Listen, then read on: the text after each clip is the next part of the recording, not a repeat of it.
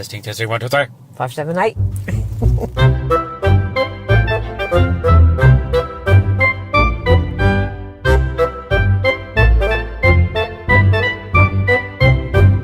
Hello and welcome to Movies with Mum. I'm Conrad. And I'm Mum. In each episode we take you on our regular mum and son movie dates to review the film. And the ice cream. Very important part, that. Absolutely. So, what are we going to see today? We're going to see Tolkien. Yes, so a biopic. Biopic? Biopic. And what do we know about it? So it's about J.R.R. Tolkien. Whenever I hear that, I always think of J.R. Hartley, the man in the Yellow Pages ad that was looking for his fishing book. Oh, yeah. What does J.R.R. stand for? I don't know. It's definitely not Jason, is it? No, it's probably John or James. James. Reginald. Reginald. Don't know. We'll find out. We'll find out. Presumably they don't call him J.R.R. in the movie. Well, we'll see that, won't we? So it's the young life of J.R.R. Tolkien, author of The Hobbit and The Lord of the Rings. Fantastic books. Fantastic films too. Yeah, they were brilliant, weren't they? We loved those. Whoop. It was close. It was close. So it's his early life as a young man growing up, going to Oxford, getting interested in elves, presumably. Yeah, point. and girls, I think.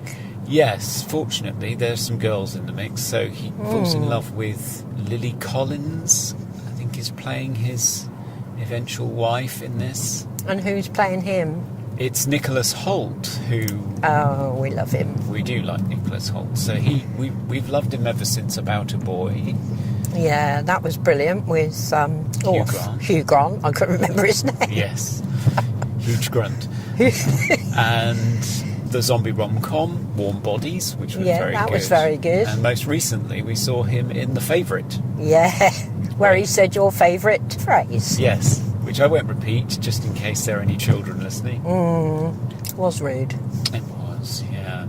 So this is his early life, and I think the idea is that you get to see the inspiration behind some elements of The Lord of the Rings, including the Fellowship of the Ring and his fellowship with lots of young aspiring writers and poets and so on and so forth. And going through the First World War, of course. Yes, which apparently had a massive impact on him. And I remember this from watching the making of Lord of the Rings. There was a chunk of the making of that looked at J.R.R. Tolkien's life, and they drew parallels between things like the Dead Marshes in Mordor with these ghostly figures just underneath the surface of shallow pits of water. Sounds like trenches. Yes, so a lot of people think that that's visually drawn from trench warfare, and just generally his sense that war should be avoided at all costs and evil must be stamped out. And so that's where he got the idea for the books. Presumably, or certainly his experiences shaped the narrative and his attitude towards things. So yeah, that's the general idea. So I think we're supposed to be seeing in this movie his growth from promising young youth to man scarred by the ravages of war. Sounds interesting, doesn't it? It does, yes. Yeah, and I mean, they do say write about what you know. So he's obviously drawn, even though he's put it into an imaginary land with imaginary people. And elves. He's drawn from his life's experiences and put them into his books. Interesting. I'm not sure how many dragons there are in the First World War. No, I don't think there were many, although the far things they used to throw, or did they have those in the First World War? I don't know if they did. I don't think they did. I know they had the poison mustard gas and all that, didn't they? Or was that the second? No, that I was get the confused first. with the wars, I must admit. Probably because I didn't live through them. I was lucky. I was born after the wars. City World! City World! Yeah, so reviews aren't good. No. They're middling, and I think that's interesting, because whenever a film lands in the middle in Rotten Tomatoes, you know it's divisive.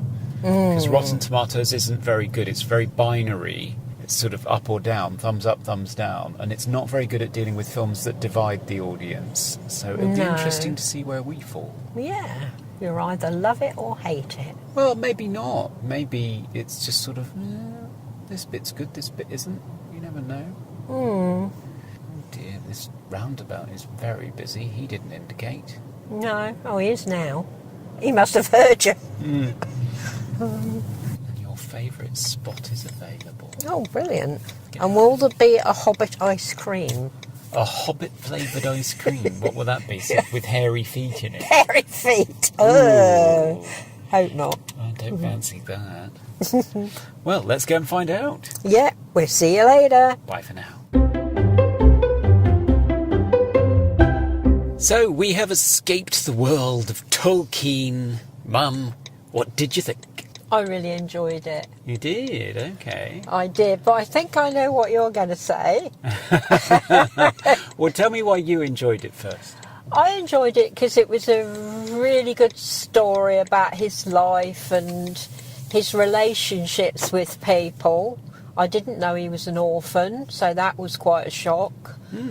So yeah, just learning about him and about how he was always encouraged by his mum to have a good imagination. In the 2 scenes she was in. In the 2 scenes she was in. But I mean, you could tell that that was kind of a thing they did all the time together, him and his brother. So yeah, I enjoyed it and I thought it was very moving. I loved the way new characters were introduced into it, and I love the way in the battle scene some of the characters from his books were brought into it. It just kind of looked right to me. I just found it very moving. In fact, I had a tear.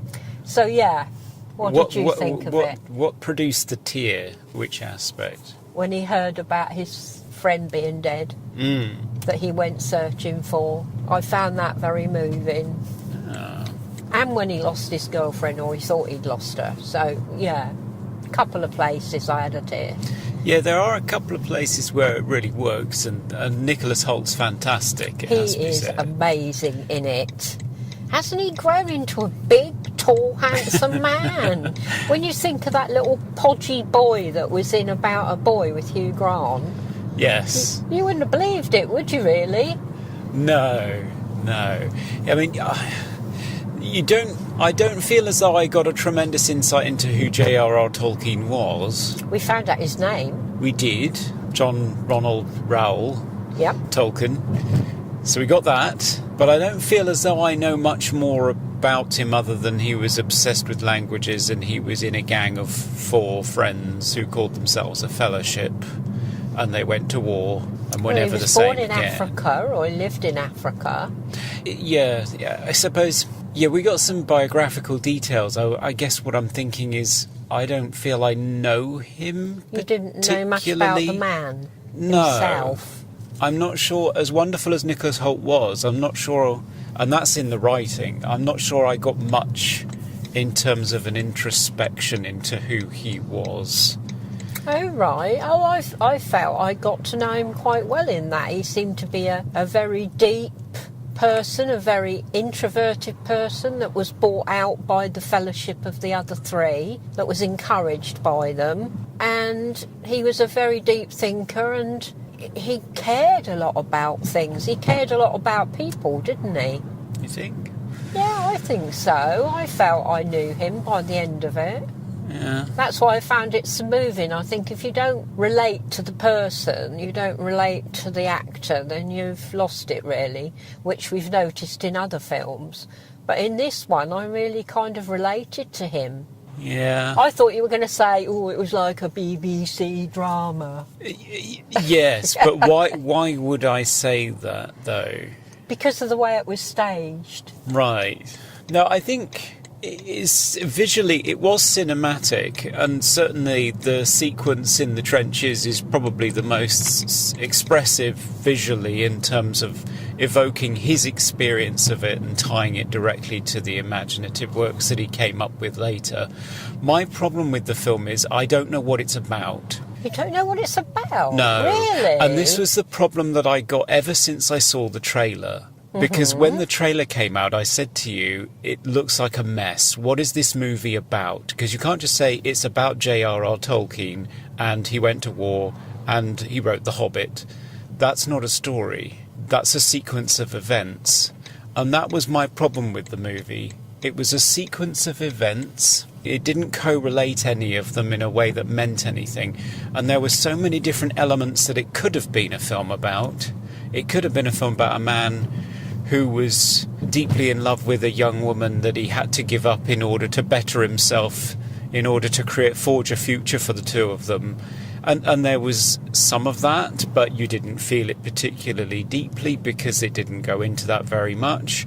It could have been the story of the Fellowship, but I didn't really know the individual members of the Fellowship particularly well, and all of them sort of faded in and out of the picture until one of them all of a sudden became so death-defyingly important that he walked from one end of the trenches to the other to try and get to him, which was moving. And then it could have been about the friend that was quite obviously in love with him, but they didn't quite have the courage to come out and say it, so it just smacked of cowardice. It could have been about a man who was forging a whole new language and felt deeply about its relationship to human culture, but it was just mentioned occasionally. It was just all in there. It was just all thrown into a washing machine. And to me, and I got the same feeling as when I watched the trailer, which is, what is this about? What are you trying to tell me and what are you trying to make me experience? Because you're just sort of throwing everything at the wall and seeing if any of it sticks. And a couple of occasions you feel something, but the rest of the time it just felt like a parody of an Oscar bait worthy movie. And that's what I thought when I saw the trailer. It looks like one of those trailers that you see in parody movies where they're making fun of worthy Oscar bait movies. Okay. So I just looked at it and thought, yeah, it's very pretty and there are a couple of bits in it that work well, and Thomas Newman's score is gorgeous and reminds me of the sort of stuff he did in the 90s. But I just didn't get anything from it. It was a sequence of events and none of them really added up to much. Oh, goodness. Now, see, I got the whole thing as a complete thing. I saw him from a child, losing his father, losing his mother, being forced into a school that he didn't feel comfortable in, with people that he didn't feel comfortable with, to making friends with people that were from better backgrounds and much better off than him, to realising he had his place there with them, making a fellowship with them, growing up with them, falling in love, wanting to be with her but knowing he couldn't be, needed to go to Oxford. I got everything from that film, but perhaps I was filling in the gaps that you weren't seeing. Maybe you're still describing a sequence of events to me, not a story. Oh, right. Well, to me it was his life story. I could see it, so... Yeah. Well, what would you give it out of 10 then? 5, maybe. 5? Oh, I'd give it a 7. I really enjoyed it. I thought it was very good. Oh. And what about ice cream? Ice cream. Ice cream! Well, they didn't have anything new, unfortunately. No. Tyler did dash over to serve us, though. Oh, Tyler's lovely. We love Tyler. Yeah, I had the Mary Berry Bliss, which's got chocolate pieces in it, so that was very nice. What's that out of 10? I'd give it an 8. Yeah, it's a good one, the Mary Berry Bliss. And what about you? I just had bog standard chocolate, which is very rich and creamy, but it's sort of... It always seems to be sort of half melted and slushy already. 6, maybe? Not too bad. Yeah. Oh, well. Mixed bag then, like the reviews. Yeah. I was in the 58, you were in the 42. Indeed. Oh, well. See you later. Bye. See you next time.